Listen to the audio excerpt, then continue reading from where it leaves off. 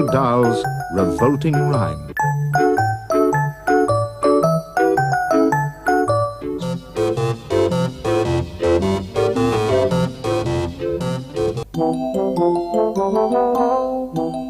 Goldilocks and the Three Bears.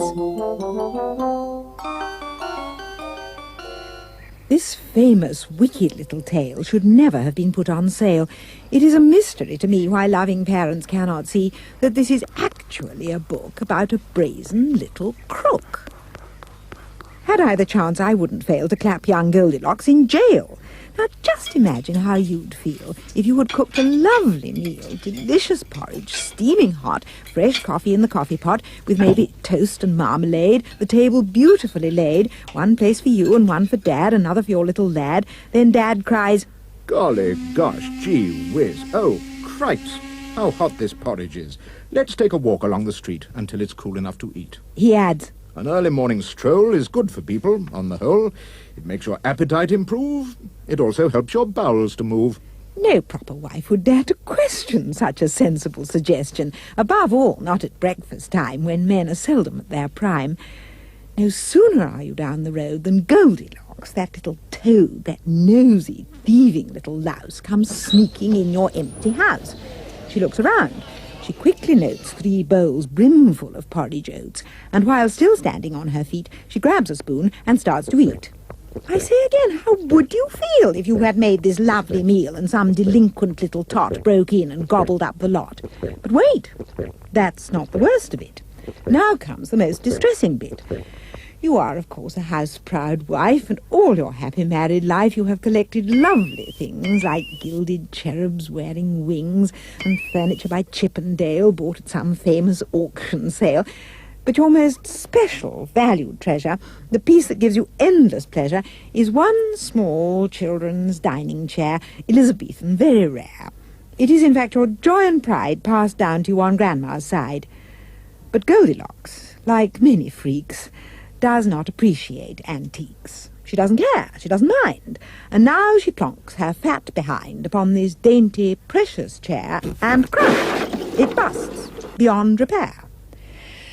A nice girl would at once exclaim, "Oh dear, oh heavens, what a shame!" Not Goldie. She begins to swear. She bellows, "What a lousy chair!" and uses one disgusting word that luckily you've never heard. I dare not write it, even hint it. Nobody would ever print it. You'd think by now this little skunk would have the sense to do a bunk.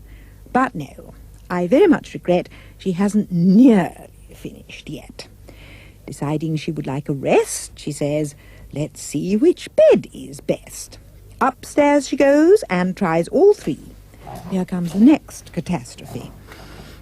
Most educated people choose to rid themselves of socks and shoes before they clamber into bed.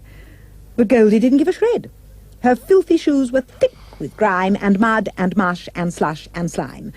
Worse still, upon the heel of one was something that a dog had done. I say once more, what would you think if all this horrid dirt and stink was smeared upon your eiderdown by this revolting little clown? The famous story has no clues to show the girl removed her shoes. Oh, what a tale of crime on crime. Let's check it for a second time. Crime 1, the prosecution's case. She breaks and enters someone's place. Crime 2, the prosecutor notes. She steals a bowl of porridge oats. Crime 3, she breaks a precious chair belonging to the baby bear. Crime 4, she smears each spotless sheet with filthy messes from her feet. A judge would say without a blink. 10 years hard labour in the clink. But in the book, as you will see, the little beast gets off scot-free, while tiny children near and far shout, "Goody good, hooray, hurrah! Poor darling Goldilocks," they say. "Thank goodness that she got away." Myself, I think I'd rather send young Goldie to a sticky end. "Oh, Daddy," cried the baby bear, "my porridge gone, it isn't fair." Then go upstairs. The big bear said. Your porridge is upon the bed, but as it's inside Mademoiselle, you'll have to eat her up as well.